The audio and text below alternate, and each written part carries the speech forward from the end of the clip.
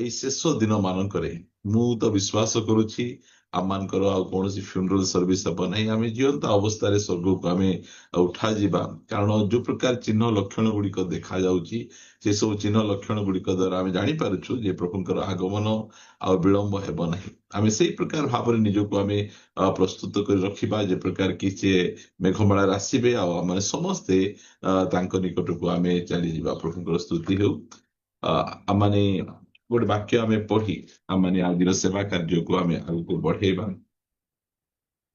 ମୋ ସହିତ ଆପଣମାନେ ଫିଟେଇ ପାରିବେ ମାଥ୍ୟୁ ଲିଖିତ ସୁସମାଚାର ଏହାର 3 ଅଧ୍ୟାୟ। ମାଥ୍ୟୁ ଲିଖିତ ସୁସମାଚାର 3 ଅଧ୍ୟାୟକୁ ଟିକେ ଆପଣମାନେ ଫିଟେଇ ପାରିବେ।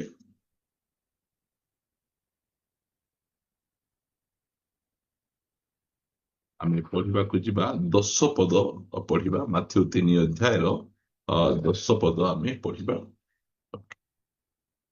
ଲେଖାଗଲା ମାଥ୍ୟୁ 3 ଅଧ୍ୟାୟର 10 ପଦ। ଆଉ ଏବେ ସୁଦ୍ଧା ଗଛ ଗୁଡିକ ମୂଳରେ ଗୃହାଡି ଲାଗିଅଛି। ଏଇଟା ପ୍ରଭୁ ଯୀଶୁଖ୍ରୀଷ୍ଟଙ୍କର ସେବା କାର୍ଯ୍ୟ ବିଷୟରେ ଆମମାନଙ୍କର ବାପ୍ତିଜିକ ଜହନ ସେ ଆମମାନଙ୍କୁ ସେ କହୁଅଛନ୍ତି। ପ୍ରଭୁ ଯୀଶୁଖ୍ରୀଷ୍ଟଙ୍କର ମିନିଷ୍ଟ୍ରି କେଉଁ ପ୍ରକାର ମିନିଷ୍ଟ୍ରି ସେଇ ବିଷୟରେ ଅତି ସୁନ୍ଦର ଭାବରେ ଏଇ ସ୍ଥାନରେ ଗୋଟେ କହୁଛନ୍ତି ଯେ ଗଛ ଗୁଡିକର ମୂଳରେ ସେ କୁରାଡି ଲାଗିଛି। ଆମମାନଙ୍କ ପ୍ରଭୁ ଯୀଶୁଖ୍ରୀଷ୍ଟ ଏଇ ଧରା ପୃଷ୍ଠକୁ ସେ ଆସିଲେ କଣ ପାଇଁ ଆସିଲେ? ଯେକୌଣସି ବିଷୟର ମୂଳରୁ ସମାଧାନ କରିବେ। ରୁଟ୍ ତାର ଚେରରୁ ସମାଧାନ କରିବେ। ପୁରାତନ ନିୟମରେ ଯୋଉ ସମୟରେ କି ଲୋକମାନଙ୍କ ଜୀବନରେ କିଛି ଗୋଟେ ଫଳ ପତ୍ର ଦେଖା ଯାଉଥିଲା ସେମାନେ କଇଁଚିରେ କାଟିଲା ପରି ଗୋଟେ ସେବା କାର୍ଯ୍ୟ ଥିଲା। ମାତ୍ର ଏହି ନୂତନ ନିୟମରେ ପ୍ରଭୁ ଯୀଶୁଖ୍ରୀଷ୍ଟ ସେ ପ୍ରତ୍ୟେକ ବିଷୟର ମୂଳରୁ ସମାଧାନ କରୁଛନ୍ତି। ଚେର ତାର ପ୍ରତ୍ୟେକ ବିଷୟ କୋଉଠୁ ମୂଳ ରୁଟ୍ ତାର ମୂଳ କଣ ତାହାର ସମାଧାନ ସେ କରୁଛନ୍ତି। ଏଠି ସେ କୋଉ ମାଥ୍ୟୁ ଯେତେବେଳେ ସେ 6 ଅଧ୍ୟାୟ ସେ ଆମମାନଙ୍କ ନିକଟରେ ପ୍ରଚାର କରୁଛନ୍ତି ସେଇ ସମୟରେ ସେ ଆମକୁ ଅନେକ ବିଷୟ କହୁ ଗୋଟେ ବିଷୟ ସେ ଆମମାନଙ୍କୁ କହୁଛନ୍ତି ଯେ ଚିନ୍ତା ବିଷୟରେ କହୁଛନ୍ତି। ଚିନ୍ତା ବିଷୟରେ ଯେତେବେଳେ କହୁଛନ୍ତି ଏଇ ମନୁଷ୍ୟ ଆଜି ଏତେ ଚିନ୍ତାମଗ୍ନ କାହିଁକି? ଏତେ ଚିନ୍ତାରେ ବ୍ୟତିବ୍ୟସ୍ତ ହେଇ ଘାଣ୍ଟି ଚକଟି ହେବାର ମୂଳ କଣ? କାହିଁକି ମନୁଷ୍ୟ ଆଜି ଏତେ ପ୍ରକାର ଚିନ୍ତାରେ ବ୍ୟସ୍ତ? ଡାଇବେଟିସ୍ ବିପି ବିଭିନ୍ନ ପ୍ରକାର ରୋଗ, ରାତିରେ ନିଦ ହେଉନାହିଁ, ଏଇ ପ୍ରକାର ହେବାର ଯୋଉ ମୂଳ ବିଷୟଟା ସେ ଆମମାନଙ୍କ ନିକଟରେ ସେ ରଖୁଅଛନ୍ତି। ଯଦି ଆମେ ପଢିବା ମୁଁ ଆପଣମାନଙ୍କ ନିମନ୍ତେ ପଢିବା ପାଇଁ ଚାହୁଁଛି ଏହାର 6 ଅଧ୍ୟାୟ 30 ପଦରୁ। କିନ୍ତୁ କ୍ଷେତର ଯୋଉ ଘାସ ଆଜି ଅଛି ଆଉ କାଲି ଚୁଲିରେ ପକାଯାଏ ତାକୁ ଯେବେ ଈଶ୍ୱର ଏ ପ୍ରକାର ବେଶ ଦିଅନ୍ତି ତେବେ ହେ ଅଳ୍ପ ବିଶ୍ୱାସୀ ମାନେ ସେ ତୁମ୍ଭମାନଙ୍କୁ କି ଅଧିକ ନିଶ୍ଚୟ ରୂପେ ବସ୍ତ୍ର ନ ଦେବେ?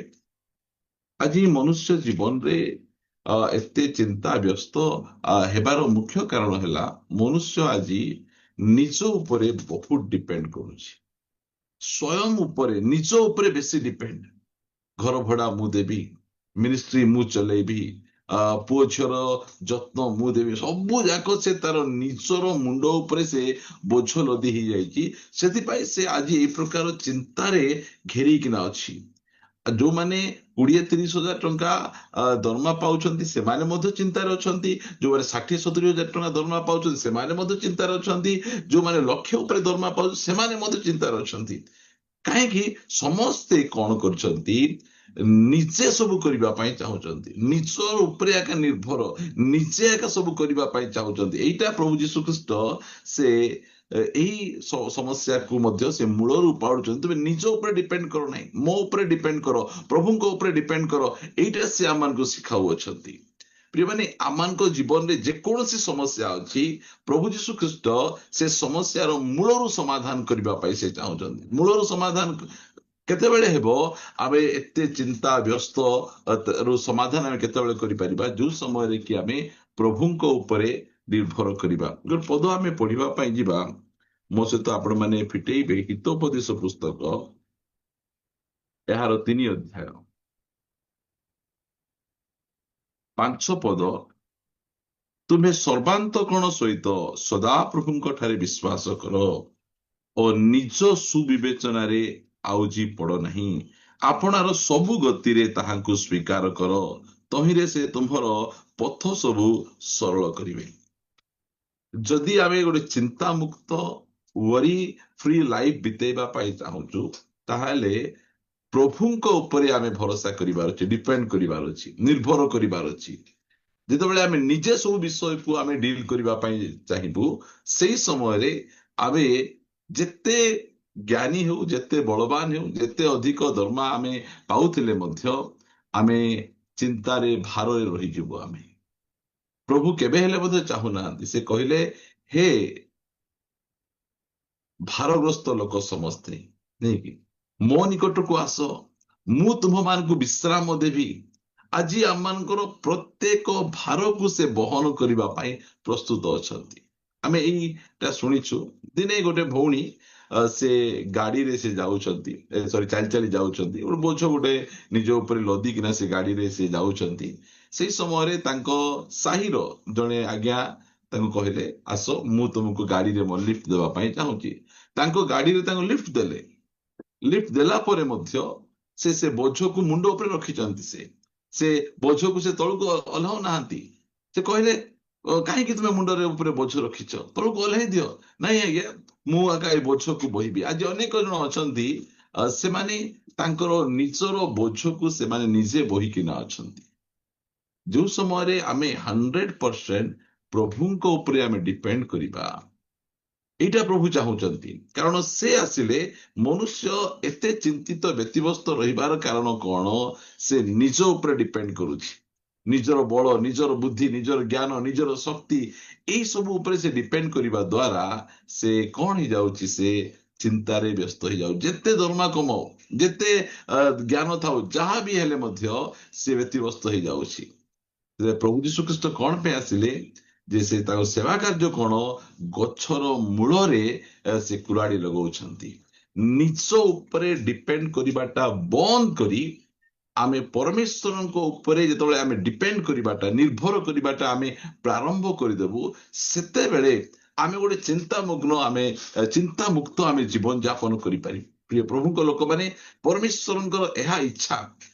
ଦେଖନ୍ତୁ, ଯେତେବେଳେ ଏଦନ ଉଦ୍ୟାନରେ ଦୁଇଟା ଗଛର ଫଳ ପ୍ରଭୁ ଖାଇବା ପାଇଁ ମନା କରିଥିଲେ। ଗୋଟିଏ ହେଲା ସତ୍ସତ ଜ୍ଞାନଦାୟକ, ଆଉ ଗୋଟେ ଜୀବନ ବୃକ୍ଷ। ମାତ୍ର ଶୟତାନ ମନୁଷ୍ୟ ମାନଙ୍କୁ ଏଇ ପ୍ରକାର ଭାବରେ ସେ ଭ୍ରାନ୍ତ କଲା, ପ୍ରଲୋଭିତ କଲା। ତୁମେ କଣ କର? ତୁମେ ଯାଇକିନା ସତ୍ସତ ଜ୍ଞାନଦାୟକ ବୃକ୍ଷର ଫଳ ଖାଅ। ଏହାର ଅର୍ଥ କଣ? ତୁମେ ଆଉ ପ୍ରଭୁଙ୍କ ଉପରେ ଡିପେଣ୍ଡ କରିବା ଦରକାର ନାହିଁ। ତୁମକୁ ଜ୍ଞାନ ମିଳିଯିବ, ବୁଦ୍ଧି ମିଳିଯିବ, କାହାକୁ ବାହା ହେବ, କୋଉଠି ଜବ୍ କରିବ, କୋଉ ପାଠ ପଢିବ, ସବୁ ବିଷୟ ତୁମେ ନିଜେ ଜାଣିଦେବ। ପରମେଶ୍ୱରଙ୍କ ଉପରେ ନିର୍ଭର କରିବା ଆବଶ୍ୟକ ନାହିଁ। ତୁମକୁ ଏ ପ୍ରକାର ଜ୍ଞାନ ମିଳିବ, ବୁଦ୍ଧି ମିଳିବ, ତୁମେ ନିଜ ଇଚ୍ଛା ଅନୁସାରେ ବଞ୍ଚି ପାରିବ। ଏଇଟା ଅନେକ ଲୋକଙ୍କର ଜୀବନ ଶୈଳୀ। ସେମାନେ ପ୍ରଭୁଙ୍କ ଉପରେ ଡିପେଣ୍ଡ କରିବା ପାଇଁ ଚାହୁଁନାହାନ୍ତି। ନିଜ ନିଜ ଉପରେ ସେମାନେ ନିର୍ଭର କରି ନିଜର ଜୀବନକୁ ସେମାନେ ବିତେଇବା ପାଇଁ ଚାହୁଁଛନ୍ତି। ଏଇଟା ହଉଛି ସେଇ ଜୀବନ ଯୋଉଟା କି ନିଜ ଉପରେ ନିର୍ଭର କରିବାର ଜୀବନ। ନିଜ ଉପରେ ଯୋଉମାନେ ନିର୍ଭର କରିବେ, ସବୁବେଳେ ଡିପ୍ରେସନରେ ଥିବେ, ସବୁବେଳେ ଚିନ୍ତାମଗ୍ନ ହେଇକି ନଥିବେ। ଆଉ ପରମେଶ୍ୱର ଆମକୁ ଚାହୁଁନାହାନ୍ତି। ସେ କହୁଛନ୍ତି, ମୋ ଉପରେ ଡିପେଣ୍ଡ କର, ମୁଁ ତୁମ ମାନଙ୍କ ନିମନ୍ତେ ଭାର ବହନ କରିବା ପାଇଁ ଚାହୁଁଛି।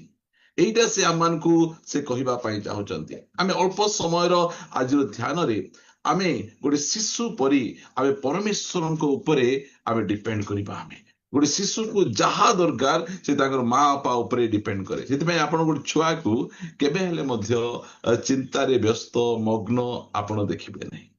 ଏଇ ଦିନ ମାନଙ୍କରେ ଆମେ ଘର ତିଆରି ଆମେ କରୁଛୁ। ଆମେ ଅନେକ ଲୋକ ଆମକୁ କହୁଛନ୍ତି ଯେ ତୁମେ ଘର ତିଆରି କରୁଛ, ମାତ୍ର ଏତେ ଖୁସିରେ କେମିତି ଅଛ?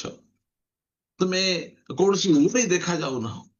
କାହିଁକି ଆମେ ୱରି କିଛି ଦେଖା ଯାଉନାହୁଁ? କାରଣ ଆମେ ନିଜ ଉପରେ ଡିପେଣ୍ଡ କରୁନାହୁଁ। ଆମେ ଯେତେବେଳେ ଯାହା ଦରକାର ଅଛି ପ୍ରଭୁଙ୍କ ଉପରେ ଆମେ ଡିପେଣ୍ଡ କରୁଛୁ।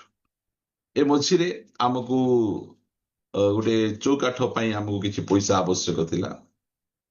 ମୁଁ ପ୍ରଭୁଙ୍କ ନିକଟରେ ପ୍ରାର୍ଥନା କଲି, ପ୍ରଭୁ ଆମକୁ ଚୌକାଠ ତିଆରି କରିବାର ଅଛି, କିଛି ପଇସା ଦରକାର ଅଛି। ପଇସା ଅଛି, ମାତ୍ର ଅଲଗା କାମ ପାଇଁ ପଇସା ଅଛି, ଚୌକାଠ ପାଇଁ ପଇସା ନାହିଁ। ସେଥିପାଇଁ ମୁଁ ପ୍ରାର୍ଥନା କଲି, ପ୍ରଭୁ ଚୌକାଠର ଆବଶ୍ୟକ ରହିଛି।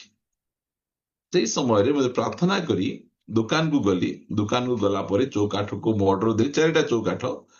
से 4टा चौकाठ टोटाल कॉस्ट है 16,500। मुझे कहली आपन को 16,000 एका देवी। यह कही मुझे 4,000 टंका एडवांस देकिना पळा आसिली।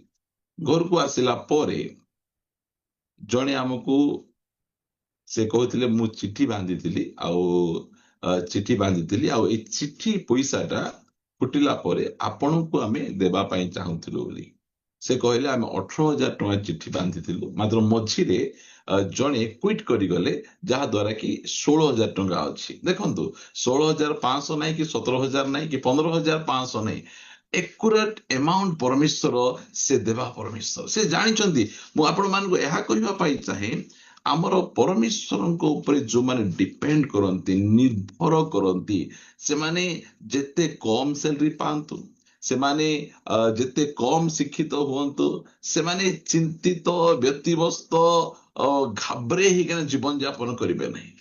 से माने गोटिए शांतिर निर्विघ्नतार जीवन यापन करिवे। प्रभु हमको सही प्रकार जीवन से देबा पाई इच्छा करूछंती। से आमको टिके आमे निजे के आमे टिके ध्यान करी देखिबा जे मु मोर निज ऊपर डिपेंड करूची कि ना मोर भरोसा प्रभु।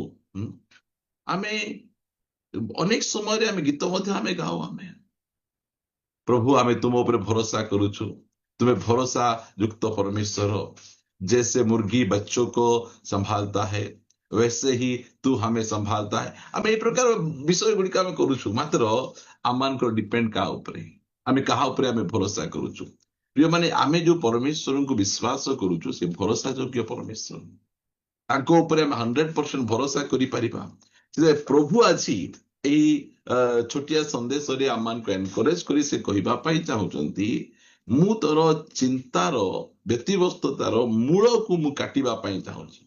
से मूल विषय को मुझे काटी देवी से समय रे तुम्हें कौन ही पारिबो, तुम्हें संपूर्ण चिंता मुक्त जीवन यापन करि पारिबो। तुम्हें कौन सी प्रकार भाव चिंतित है गोटे काम करो मो ऊपर डिपेंड करो, मो ऊपर निर्भर करो। जो माने प्रभु को ऊपर निर्भर करिवे से माने कौन सी प्रकार भाव चिंतित व्यतिवस्त हेबे नहीं। मु आपण मान को देखेबा पाई चाहे मो सहित आपण माने पढ़ी पारिबे रोमियो पुस्तक 4 अध्याय को आसिबे। एठी की प्रकार डिपेंडेंस प्रभु को ऊपर आमे सीटा आमे देखिबा। आमे मो सहित आपण माने पिटांतु 4 अध्याय 17 पदरु जेउ ईश्वर को से विश्वास कले से मृत मान को सजीव करती और नथिबा वस्तु को थिबा वस्तु परि डाकती। देखंतु एटा होची अब्राहम परमेश्वर को ऊपर से कि प्रकार भाव से विश्वास कले, कि प्रकार तांको ऊपर डिपेंड कले, कि प्रकार तांको ऊपर आउजी पड़ले। से कहले से जो ईश्वर को विश्वास कले से मृत मान को सजीव करती।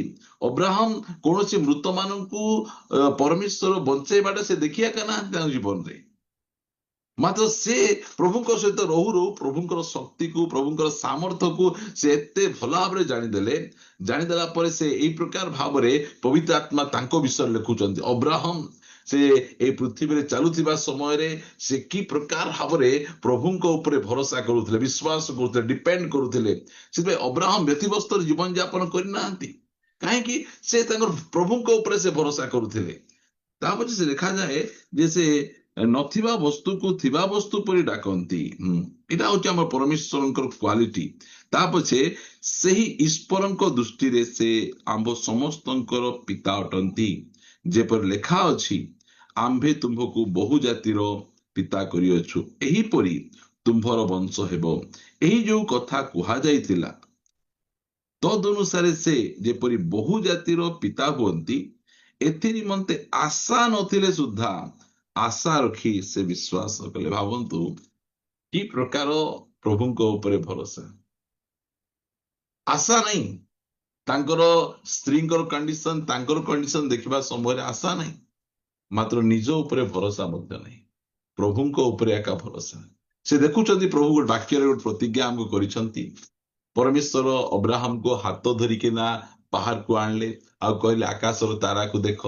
आकाशर तारा को जो समय देखुचंती कहले ଏଇ ପ୍ରକାର ତୁମର ବଂଶ ହେବ, ଏଇ ପ୍ରକାର ତୁମର ବଂଶ ହେବ।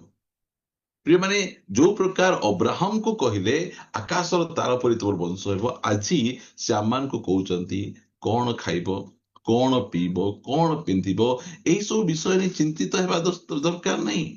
ଏଇଟା ବିଜାତି ମାନେ ଏସବୁ ବିଷୟକୁ ନେଇ ଚିନ୍ତିତ ବ୍ୟତିବ୍ୟସ୍ତ ହେବେ।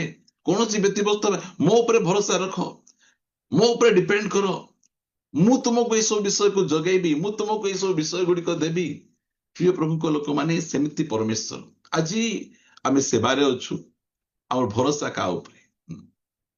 ଆମର ସଂସ୍ଥା ଉପରେ ଭରସା କରିଛୁ ନା ବିଶ୍ୱାସୀ ମାନେ କିଛି ଦଶମାଂଶ ଦେବେ, ଦାନ ଦକ୍ଷିଣା ଦେବେ, ସେଇ ଉପରେ ଆମେ ବଞ୍ଚିବା ପାଇଁ ଭରସା କରିଛୁ? ଆମେ ସେଟା ଯାକ ଦୁର୍ବଳ ଭରସା ଗୁଡିକ।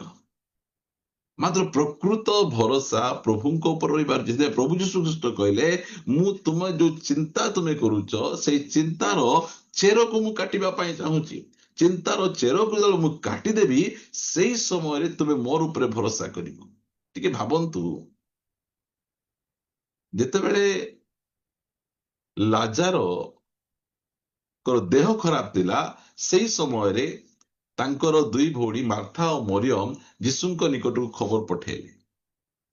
ଖବର ପଠେଇଲା ପରେ ଯୀଶୁ ଖ୍ରୀଷ୍ଟ ଖବରଟା ଶୁଣିଲେ, ଆଉ ଜାଣି ଶୁଣି ସେ ସେଇ ସ୍ଥାନରେ 3 ଦିନ ରହିଗଲେ। ଶୁଣିଲେ, ମୁଁ ଯୋଉ ଲାଜାରଙ୍କୁ ପ୍ରେମ କରୁଛି, ସେ ଲାଜାର ପୀଡ଼ିତ ଅଛି।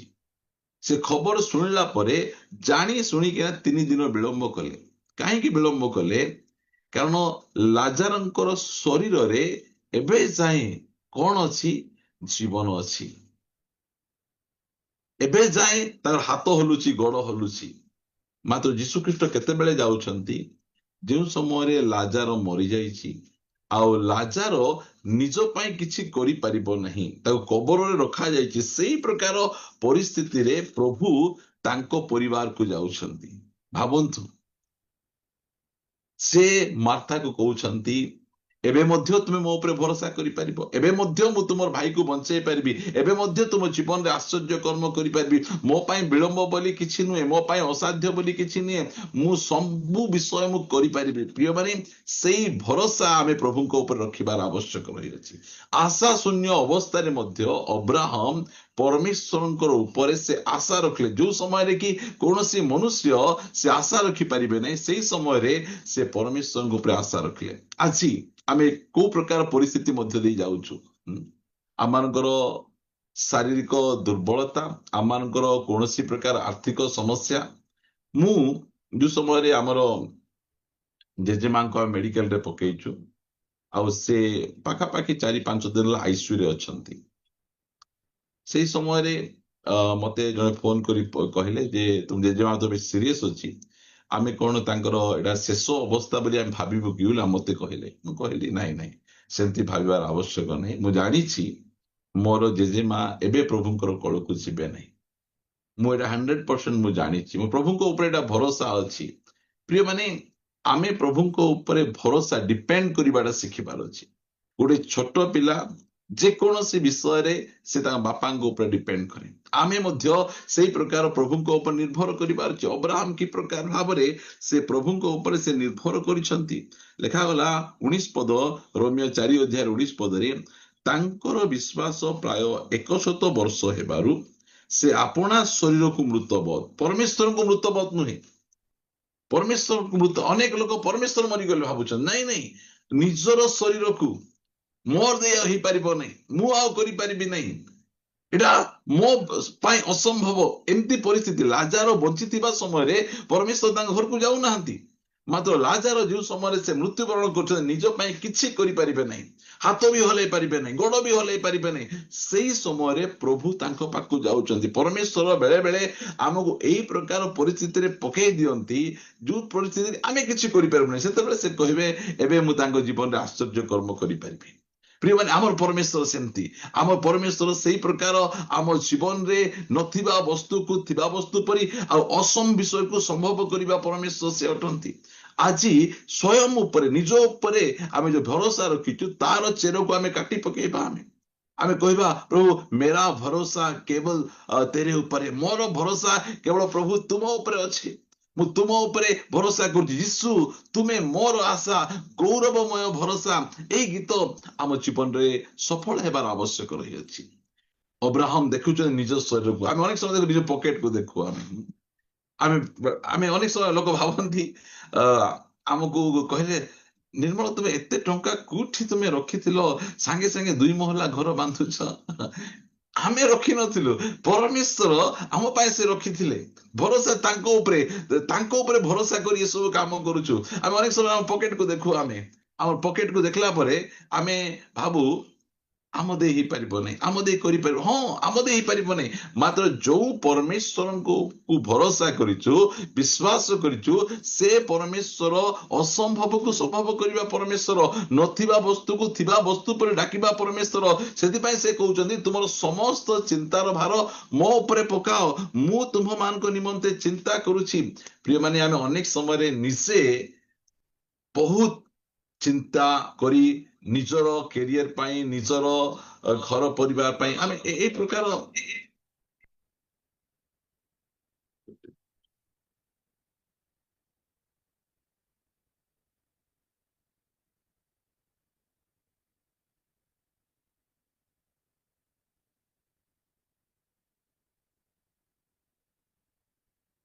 ପରିସ୍ଥିତି ମଧ୍ୟ ଦେଇ ଆମେ ଯାଉଥିବୁ। ସେଥିପାଇଁ ପରମେଶ୍ୱର ଆମମାନଙ୍କର ସ୍ୱୟଂ ଉପରେ ଯୋଉ ଆମେ ନିର୍ଭର କରୁଛୁ, ଆମେ ନିଜ ଉପରେ ଏକା ଡିପେଣ୍ଡ ଆମେ କରୁଛୁ, ସେଇଟାର ଚେରକୁ ସେ କାଟିବା ପାଇଁ ଚାହୁଁଛୁ। ସେ କହିଲେ ଏବେ ମଧ୍ୟ ଗଛ ଗୁଡ଼ିକ ମୂଳରେ କୁରାଡ଼ି ଲାଗିଛି।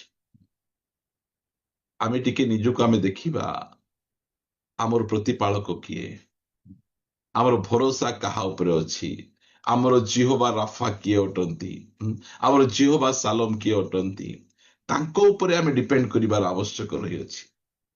ପଢିବା ଆମେ ଏତେ ସୁନ୍ଦର ଭାବରେ ପରମେଶ୍ୱର ସେ ଆମମାନଙ୍କୁ କହୁଛନ୍ତି, ତାଙ୍କର ବୟସ 100 ବର୍ଷ ହେବାରୁ ଆପଣା ଶରୀରକୁ ମୃତବତ ଓ ସାରାଙ୍କର ଗର୍ଭକୁ ମୃତ ବୋଲି ବିବେଚନା କଲେ ସୁଦ୍ଧା ବିଶ୍ୱାସରେ ଦୁର୍ବଳ ହେଲେ ନାହିଁ।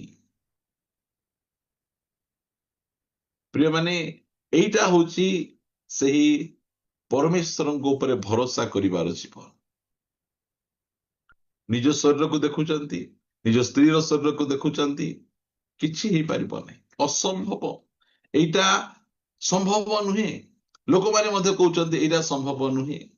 ମାତ୍ର ଅବ୍ରାହମଙ୍କର ଆଶାରେ, ବିଶ୍ୱାସରେ ସେ ଦୁର୍ବଳ ପଡୁନାହାନ୍ତି।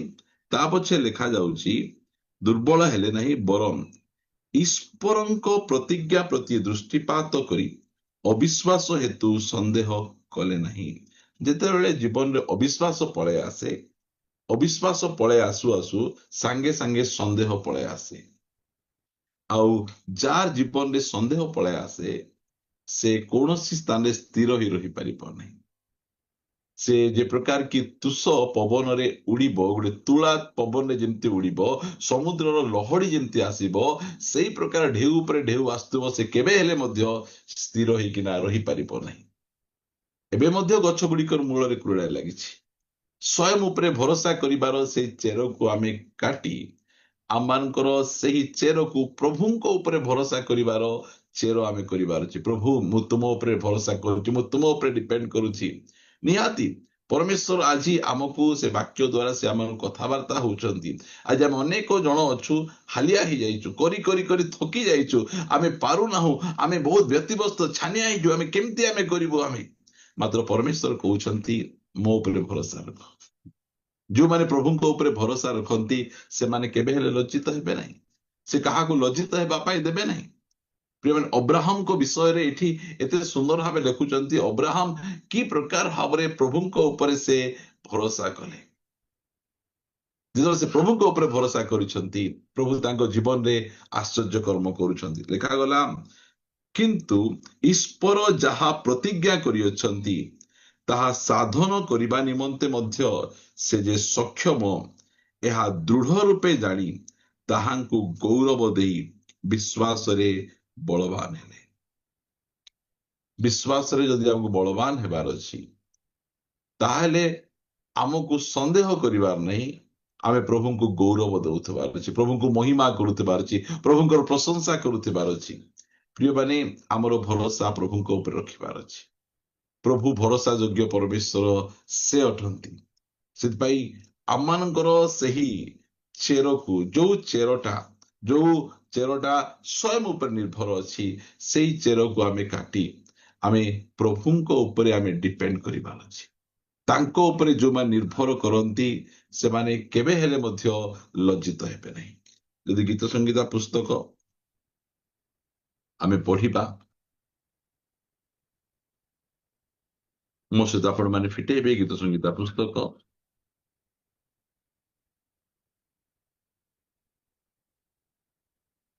62 ଅଧ୍ୟାୟର 8 ପଦ। ଗୀତ ସଂଗୀତା 62 ଅଧ୍ୟାୟର 8 ପଦ। ହେ ଲୋକମାନେ, ସବୁବେଳେ ତାହାଙ୍କ ଠାରେ ନିର୍ଭର କର। ସବୁବେଳେ ବୋଲେ କେବେ କେବେ? ଏଟା ଗୋଟେ ବହୁତ ବଢିଆ ପ୍ରଶ୍ନ। ସବୁବେଳେ ମାନେ କେବେ କେବେ? ପ୍ରିୟ ମାନେ, ସବୁବେଳେ ମାନେ ସବୁବେଳେ। ସବୁବେଳେ ମାନେ କଣ?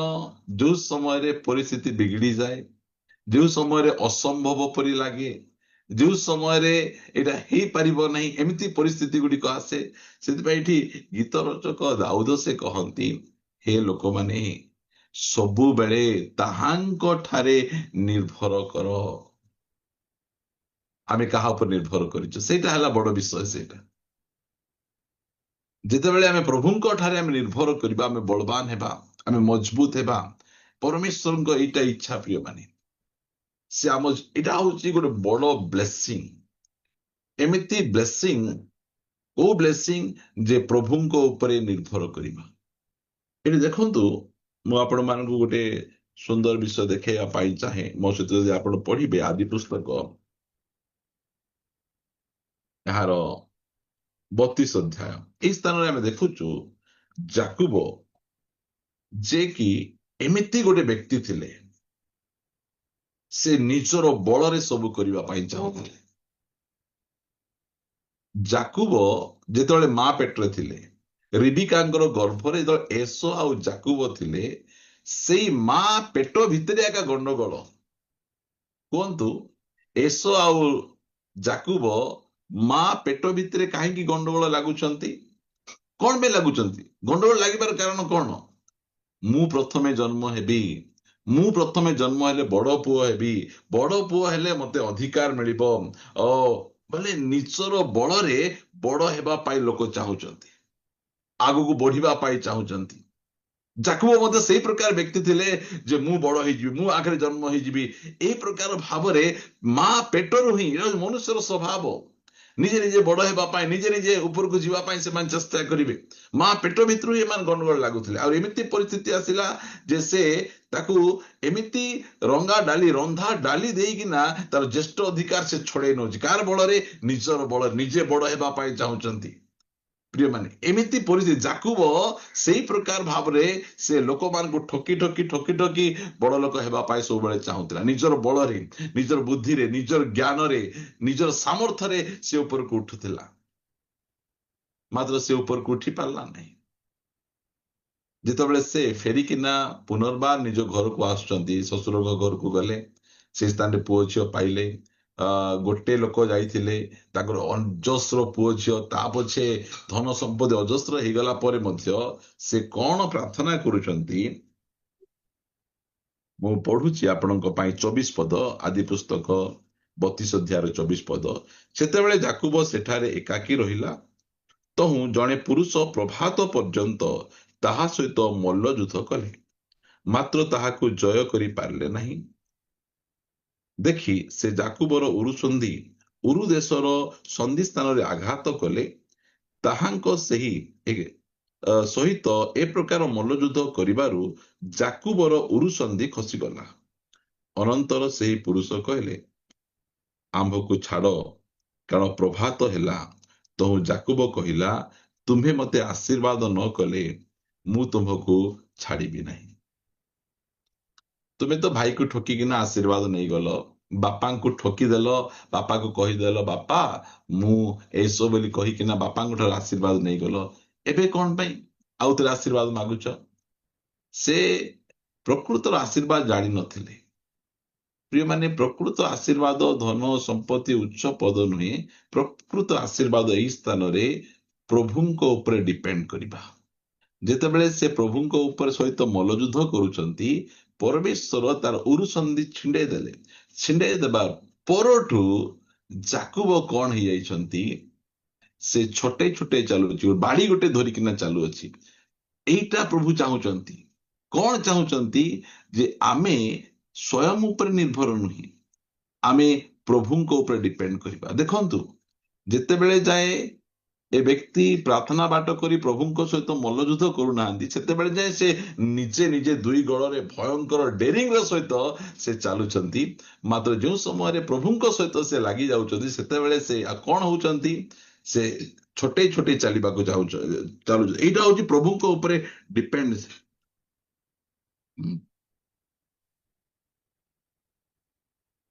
ମୋ ସହିତ ଆପଣ ପଢିବେ, ଏଠି ତ ଲେଖା ହେଇଛି। ମୁଁ ଯାକୁବ ପୁସ୍ତକରେ, ଏଭ୍ରି ପୁସ୍ତକରେ ଆପଣଙ୍କୁ ଏ ବିଷୟରେ ମୁଁ ଦେଖେଇବା ପାଇଁ ଚାହେଁ କି ପ୍ରକାର ଭାବରେ ଏଭ୍ରି ପୁସ୍ତକରେ ଯାକୁବ ବିଷୟରେ ଲେଖା ଯାଉଛି। 11 ଅଧ୍ୟାୟ 21 ପଦ, ବିଶ୍ୱାସ ଦ୍ୱାରା ଯାକୁବ ମୃତ୍ୟୁ ସମୟରେ ଯୋସେଫଙ୍କର ପ୍ରତ୍ୟେକ ପୁତ୍ରଙ୍କୁ ଆଶୀର୍ବାଦ କଲେ, ପୁଣି ଆପଣା ଯଷ୍ଟିର ଅଗ୍ରଭାଗରେ ଆଉଜି ପଡି ପ୍ରଣାମ କଲେ। ଭାବନ୍ତୁ, ସେ କି ପ୍ରକାର ଭାବରେ ପ୍ରଭୁଙ୍କ ଉପରେ ଆଉଜି ପଡିଲେ, ପ୍ରଭୁଙ୍କ ଉପରେ ଡିପେଣ୍ଡ କଲେ। ସେଥିପାଇଁ ଯୋଉ ସମୟରେ ଏଠି ଯଦି ଆପଣ ଆସିବେ,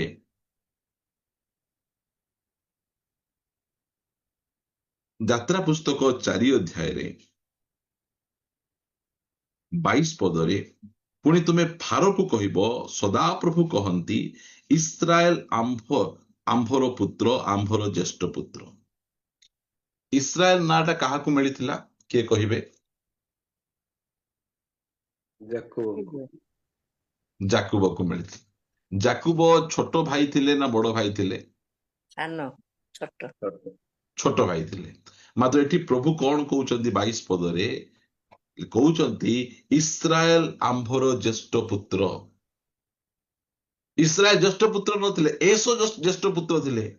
ମାତ୍ର ଯେଉଁ ସମୟରେ ସେ ଆଶୀର୍ବାଦ କହିଲେ, ମତେ ବଡ ପୁଅ ହେବାର ଅଛି, ମତେ ବଡ ହେବାର ଅଛି, କେତେବେଳେ ସେ ବଡ ପୁଅ ହେଇପାରିଲେ? ଯାକୁବ ଥିବା ସମୟରେ ବଡ ପୁଅ ହେଇପାରିଲେ ନାହିଁ। ଯେଉଁ ସମୟରେ ପରମେଶ୍ୱରଙ୍କ ଉପରେ ଡିପେଣ୍ଡ କଲେ, ପରମେଶ୍ୱର ତାଙ୍କ ଉରୁସନ୍ଧିକୁ ଛିଣ୍ଡେଇ ଦେଲେ, ସେଇ ସମୟଠୁ ସେ ଛୋଟେଇ ଛୋଟେଇ ଛୋଟେଇ ଛୋଟେଇ ସେ ଚାଲିଲେ। ସେଇ ସମୟରେ ପ୍ରଭୁ ତାଙ୍କୁ ଆଶୀର୍ବାଦ କଲେ ଆଉ କହିଲେ, ଇସ୍ରାଏଲ, ଏସୋ ଆମର ଜ୍ୟେଷ୍ଠ ପୁତ୍ର ନୁହେଁ, ଇସ୍ରାଏଲ ଆମ୍ଭର ଜ୍ୟେଷ୍ଠ ପୁତ୍ର। ପ୍ରିୟମାନେ, ପ୍ରଭୁଙ୍କ ଉପରେ ଯେତେବେଳେ ଆମେ ଡିପେଣ୍ଡ କରିବା, ଏଇଟା ହଉଛି ସେହି ଚେର, ଯୋଉ ଚେର ଯେତେ ଆମେ ଗଭୀରକୁ ଯିବା, ଆମେ ସେତେ ମଜବୁତ ହେବା, ସେତେ ଷ୍ଟ୍ରଙ୍ଗ ହେବା, ପ୍ରତ୍ୟେକ ପରିସ୍ଥିତି ଉପରେ ଆମେ ଜୟଲାଭ କରିପାରିବା। ଆଜି ଦୁନିଆର ଲୋକମାନେ ଚିନ୍ତା, ଆଜିର ଦୁନିଆ ଲୋକମାନେ ବହୁତ ଡିପ୍ରେସନ, ଦୁନିଆ ଲୋକମାନେ ଆତ୍ମହତ୍ୟା, ଦୁନିଆର ଲୋକମାନେ ବିଭିନ୍ନ ପ୍ରକାର ବିଷୟରେ ମାତିଛନ୍ତି। କାହିଁକି ସେମାନେ ଏମିତି ଅଛନ୍ତି? କାରଣ ସ୍ୱୟଂ ଉପରେ ଭରସା, ନିଜ ଉପରେ ଭରସା। ପ୍ରିୟମାନେ, ଆମେ ଚାକିରି କରୁଛୁ, ଆମେ ଟଙ୍କା କମାଉଛୁ, ବିଜନେସ କରୁଛୁ, ମାତ୍ର ଆମର ଭରସା ପ୍ରଭୁ ହେବାର ଅଛି।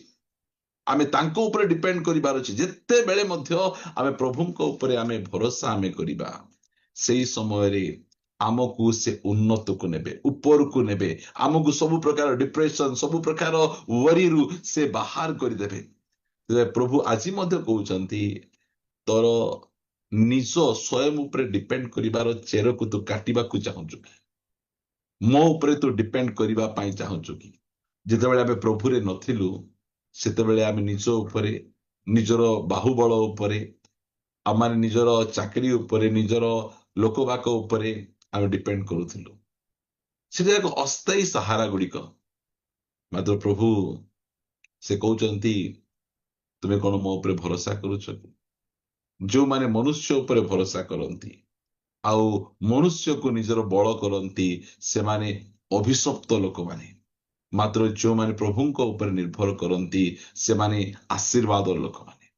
ପ୍ରିୟ ପ୍ରଭୁଙ୍କ ଲୋକମାନେ, ଦୁନିଆର ଯାତ୍ରାରେ ଚାଲୁ ଚାଲୁ ଆମେ ଅନେକ ସମୟରେ ନିଜ ଉପରେ ଆମେ ଭରସା କରିବାକୁ ଆମେ ଆରମ୍ଭ କରିଦେଇଥାଉ। ମାତ୍ର ପରମେଶ୍ୱର ଆଜି ସେ ପୁନର୍ବାର ଆମମାନଙ୍କୁ କହୁଛନ୍ତି, ହେ ଲୋକମାନେ, ସବୁବେଳେ ତାହାଙ୍କ ଠାରେ ନିର୍ଭର କର। ସେ ପଦଟାକୁ ମୁଁ ଆଉ ଥରେ ପଢିକିନା ଆପଣମାନଙ୍କୁ ଜଣେଇବା ପାଇଁ ଚାହେଁ। ଏହା ପରେ ଆମେ ପ୍ରାର୍ଥନା କରିବା ପାଇଁ ଯିବା।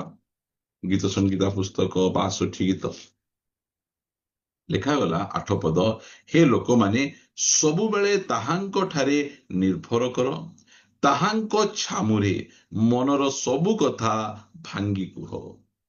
ପ୍ରିୟମାନେ, ଆମେ ଅନେକ ସମୟରେ ନିଜର ଦୁଃଖ, ନିଜର ଅଭାବ, ନିଜର କଷ୍ଟ ଗୁଡିକ ଆମେ ଅନ୍ୟମାନଙ୍କୁ ଆମେ ସେୟାର କରୁ, ମାତ୍ର ପ୍ରଭୁଙ୍କୁ ଆମେ କହିନଥାଉ। ଆମେ ପ୍ରଭୁଙ୍କ ଉପରେ ହେବାର ଆବଶ୍ୟକ ରହିଛି। ମନର ସବୁ କଥା ତାଙ୍କୁ ଭାଙ୍ଗି ଭାଙ୍ଗି ଆମେ କହିବାର ଅଛି।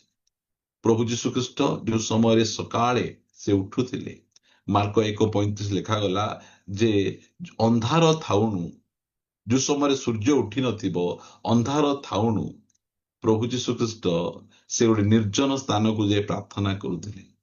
ପ୍ରାର୍ଥନା କଣ ଅଟେ? ପ୍ରଭୁଙ୍କ ଉପରେ ସମ୍ପୂର୍ଣ୍ଣ ଭରସା, ସମ୍ପୂର୍ଣ୍ଣ ଡିପେଣ୍ଡ କରିବା।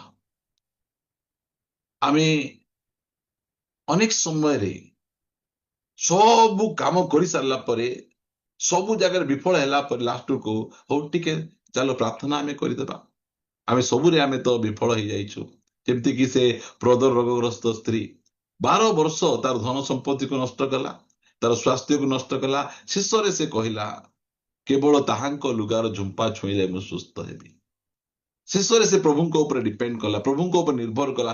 ସବୁ କବାଟ ଗୁଡ଼ିକ ବନ୍ଦ ହେଇଗଲା, ଆଉ କୌଣସି ସ୍ଥାନରୁ ତାଙ୍କୁ ସୁସ୍ଥତା ସେ ପାଇବାର ଆଶା ଶୂନ୍ୟ ହେଇଗଲେ। ସେଇ ସମୟରେ ସେ ପ୍ରଭୁଙ୍କ ଉପରେ ଆଉଜି ପଡ଼ିଲେ। ଆଜି ମଧ୍ୟ ଆପଣ ଯେକୌଣସି ପରିସ୍ଥିତି ମଧ୍ୟ ଦେଇ ଯାଉଛନ୍ତି, ଭାବୁଥିବେ ଏଇଟା ଅସମ୍ଭବ, ପରମେଶ୍ୱରଙ୍କ ପାଇଁ କିଛି ଅସମ୍ଭବ ନୁହେଁ। ପରମେଶ୍ୱର ଅସମ୍ଭବକୁ ସମ୍ଭବ କରିବା ପରମେଶ୍ୱର। ଜିରିମିୟ ପୁସ୍ତକରେ ସେ କହନ୍ତି ଯେ ଆମ୍ଭେ ସଦାପ୍ରଭୁ ପରମେଶ୍ୱର, ଆମ୍ଭର କି କିଛି ଅସାଧ୍ୟ ଅଟେ। ପ୍ରିୟମାନେ, ପରମେଶ୍ୱରଙ୍କର କୌଣସି ବିଷୟ ଅସାଧ୍ୟ ନୁହେଁ। ସେଥିପାଇଁ ଆମେ ତାଙ୍କ ଉପରେ ଡିପେଣ୍ଡ କରିପାରିବା। ସେ ନିର୍ଭର ଯୋଗ୍ୟ ପରମେଶ୍ୱର, ସେ ଭରସା ଯୋଗ୍ୟ ପରମେଶ୍ୱର। ଯାକୁବ ପରମେଶ୍ୱରଙ୍କ ଉପରେ ଆଉଜି ପଡ଼ିଲେ, ତାଙ୍କର ଗର୍ବ ଗଲା, ତାଙ୍କର ବଳ ଗଲା। ଏବେ ସେ କହିଲେ ମୁଁ ପ୍ରଭୁଙ୍କ ଉପରେ ଡିପେଣ୍ଡ କରୁଛି। ସେତେବେଳେ ପ୍ରଭୁ କହିଲେ ତୁମେ ଆମର ଜ୍ୟେଷ୍ଠ ପୁତ୍ର ହେଇଗଲ। ପ୍ରିୟମାନେ, ଯଦି ଆମେ ବଡ ହେବାର ଅଛି, ତାଙ୍କ ଉପରେ ଆଉ ଯିବାର ଅଛି। ଆମେ ଚିନ୍ତାମୁକ୍ତ ଜୀବନ କାଟିବାର ଅଛି, ତାଙ୍କ ଉପରେ ଆଉ ଯିବାର ଅଛି। ତାହେଲେ ଆମେ ଚିନ୍ତାମୁକ୍ତ ଜୀବନ କାଟିପାରିବା। ସ୍ୱୟଂ ଉପରେ ଭରସାକୁ ନ ରଖି, ସେଥିପାଇଁ ପ୍ରଭୁ ଯୀଶୁଖ୍ରୀଷ୍ଟଙ୍କର ଯୋଉ ସେବା କାର୍ଯ୍ୟ ଅଛି, ସେ ସେବା କାର୍ଯ୍ୟ କଣ? ସେ ଏବେ ଯାଏ ଗଛର ମୂଳରେ କୁରାଡି ଲଗେଇଛନ୍ତି। ମୋର ଜୀବନରେ ମଧ୍ୟ ଅନେକ ଚେର ଗୁଡିକ ଅଛି ଯୋଉଟା କି ଏବେ ଯାଏ କଟା ଯାଇନାହିଁ। ଧୀରେ ଧୀରେ ଧୀରେ ସେ ସବୁ ଚେର ଗୁଡିକ କଟାଯିବ। ଆଉ ଯେତେବେଳେ ଆମର ସବୁ ଚେର ଗୁଡିକ କଟାଯିବ, ଆଉ ଆମେ ପ୍ରଭୁଙ୍କ ଠାରେ ବଦ୍ଧ ମୂଳ ହେଇ ଆମେ ବଢିବାକୁ ଆରମ୍ଭ କରିବା, ସେଇ ସମୟରେ କୌଣସି ପରିସ୍ଥିତି ଆମକୁ ଟଳମଳ କରିପାରିବ ନାହିଁ। ସେଥିପାଇଁ ଆସନ୍ତୁ ଆମମାନେ ପ୍ରଭୁଙ୍କୁ କହିବା, ପ୍ରଭୁ ତୁମ ଉପରେ ମୁଁ ଭରସା କରୁଛି, ତୁମ ଉପରେ ଡିପେଣ୍ଡ କରୁଛି, ତୁମେ ହିଁ ମୋର ଆଶା, ତୁମେ ହିଁ ମୋର ଭରସା। ପ୍ରିୟମାନେ, ଯେତେବେଳେ ପରମେଶ୍ୱର ମନୁଷ୍ୟକୁ ତିଆରି କଲେ, ମନୁଷ୍ୟକୁ ତିଆରି କଲା ପରେ ମାଟିର ପୁତଳା ଥିଲା। ଯେତେବେଳେ ଆଦମକୁ ପରମେଶ୍ୱର ନିଜ ହାତରେ ତିଆରି କଲେ, ମାଟିର ଗୋଟେ ପୁତଳା ଥିଲା। ସେ ଆଦମ କିଛି କରିପାରିବ ନାହିଁ ଯେତେ ଯାଏ ପରମେଶ୍ୱର ତାର ନାସିକା ରନ୍ଧ୍ରରେ ଫୁଙ୍କ ଦେଇନାହାନ୍ତି। ଯେତେବେଳେ ପରମେଶ୍ୱର ନାସିକା ରନ୍ଧ୍ରରେ ଫୁଙ୍କ ଦେଲେ, ସେତେବେଳେ ସେ ଜୀବିତ ପ୍ରାଣୀ ହେଲା। ଏ ଦ୍ୱାରା ପ୍ରଭୁ ଆମକୁ କଣ କହିବା ପାଇଁ ଚାହୁଁଛନ୍ତି? ମୋ ବିନା ତୁମେ କିଛି କରିପାରିବ ନାହିଁ। ମୋ ବିନା ତୁମେ କୌଣସି ପ୍ରକାର ଭାବରେ କିଛି ବିଷୟ ଆଚିଭ କରିପାରିବ ନାହିଁ। ମୋ ଉପରେ ନିର୍ଭର କର। ତୁମେ କୌଣସି ପ୍ରକାର ଭାବରେ ମୁଁ ତୁମକୁ ବିଚଳିତ ହେବା ପାଇଁ ଦେବିନି। ପ୍ରିୟ ପ୍ରଭୁଙ୍କ ଲୋକମାନେ, ଆସନ୍ତୁ ଆମେ ସେହି ପରମେଶ୍ୱରଙ୍କ ଉପରେ ଆମେ ନିର୍ଭର କରିବା। ସେ ଭରସା ଯୋଗ୍ୟ ପରମେଶ୍ୱର। ଆଜି ଆପଣ କୋଉ ପ୍ରକାର ପରିସ୍ଥିତି ମଧ୍ୟ ଦେଇ ଯାଉଛନ୍ତି ମୋତେ ଜଣା ନାହିଁ। ୟୁଟ୍ୟୁବର ଭାଇ ଭଉଣୀ ମାନେ ମଧ୍ୟ କୋଉ ପ୍ରକାର ପରିସ୍ଥିତି ଦେଇ ଯାଉଛନ୍ତି ଜଣା ନାହିଁ। ପ୍ରଭୁ ଆପଣଙ୍କର ସ୍ୱୟଂ ଉପରେ ଯୋଉ ନିର୍ଭରତା ରହିଛି, ସେ ଚେରକୁ କାଟିବା ପାଇଁ ଚାହୁଁଛନ୍ତି, ଆଉ କହିବା ପାଇଁ ଚାହୁଁଛନ୍ତି ମୋ ଉପରେ ଭରସା କରେ। ମୁଁ ତତେ ସମ୍ଭାଳିବି, ମୁଁ ତୋର ଯତ୍ନ ନେବି, ମୁଁ ତତେ ସାହାଯ୍ୟ କରିବି, ମୁଁ ତତେ ଇସ୍ରାଏଲ ପରି ଜ୍ୟେଷ୍ଠ ପୁତ୍ର ମୁଁ କରିପାରିବି, ମୁଁ ତତେ ଉନ୍ନତ କରିପାରିବି, ମୁଁ ତତେ ଚିନ୍ତାମୁକ୍ତ କରିପାରିବି। ଆସନ୍ତୁ ଆମେ ସେଇ ପରମେଶ୍ୱରଙ୍କ ଉପରେ ଭରସା ରଖି ଆମମାନେ ପଦେ ପ୍ରାର୍ଥନା ଆମେ କରିବା ପାଇଁ ଯିବା। କହିବା, ପ୍ରଭୁ ମୁଁ ଆଉ ସ୍ୱୟଂ ଉପରେ ନିର୍ଭର କରୁନାହିଁ, ନା ବଲ ସେ ନା ସାମର୍ଥ ସେ, पर परमेश्वर की आत्मा के द्वारा ना बड़े ना शक्ति रे मात्र परमेश्वर आत्मा द्वारा आसतु से ही परमेश्वर निकट को जीवा कहवा प्रभु आमे तुम उपरे आमे भरोसा रखीचु आमे डिपेंड करिचु पदे प्रार्थना करिबा। पिता आमे तुमको धन्यवाद दउछु राजा एही जगत रे चालू चालू प्रभु आमे अनेक समय रे आत्मकेंद्रिक हिसा सब विषय निजे करिबा पाई चाहू सब विषय निजे करी आमे अनेक विषय को प्रभु नष्ट कर दे थाउ निज बाहागर निजे करिबा पाई चाहू निज कैरियर निजे गढ़िबा पाई चाहू तुमे हमर सहाय्यकारी आमको तैयारी करिबा परमेश्वर तुमे अट तुमर सहाय्य न नहीं आमे सब निजर बुद्धि रे ज्ञान रे कहू लास्ट को हतादर ही बसी पड़ू पिता आमे प्रार्थना करूछु आज अनेक मिनिस्ट्री सेमती नष्ट होती अनेक परिवार सेमती नष्ट अनेक पुओ झील सेमती नष्ट हो दुख रे पड़ी मात्र प्रभु तुम्हें आज पुनर्बार आम को एनकरेज कर स्वयं उपर निर्भर करो नहीं मो उपर निर्भर कर प्रभु आम धन्यवाद दौछु गीत रचक दाऊद जे प्रकार तांकर सब बेले तुम उपर भरोसा रखुते निर्भर रखुते आमे मध्य प्रभु तुम उपर भरोसा रखिबा पाई शिखिबा पाई चाहतु प्रभु अब्राहम विश्वास दुर्बल पड़े नहीं प्रभु तुम प्रतिज्ञा को से दृढ़ भाव धरी रखिले आमको मध्य से प्रकार प्रतिज्ञा को दृढ़ भाव धरी रखा पाई दियो परिस्थिति भल न देखा गले मध्य आमर आखिर दर्शन अनुसार न चली आम प्रभु विश्वास चली पारू दया कर तुम अनुग्रह कर मु धन्यवाद दिए यही ओडिया यूनाइटेड प्रेयर फेलोशिप पाई अनेक भाई भौणी मैंने आज आम सहित जड़ित होती से आशीर्वाद करो से क्यों प्रकार परिस्थिति मध्य दे जाउछन्ति मते जड़ा नहीं प्रभु मु प्रार्थना करे प्रभु ए संदेश शुणिला परे से जीवन में गोटे परिवर्तन आसु से माने निजर बोझरु से माने हल्का हो जातु आउ से बहुत आग्रह उत्साह सहित गोटे चिंता मुक्त जीवन यापन करने दया कर तुम्हें साहाय्य कर सकल गौरव महिमा तुमको दे प्रार्थना प्रिय प्रभु जीशु नाम रे मागुछु आमीन आमीन Amen. आमीन Praise praise the the Lord. Lord praise the Lord.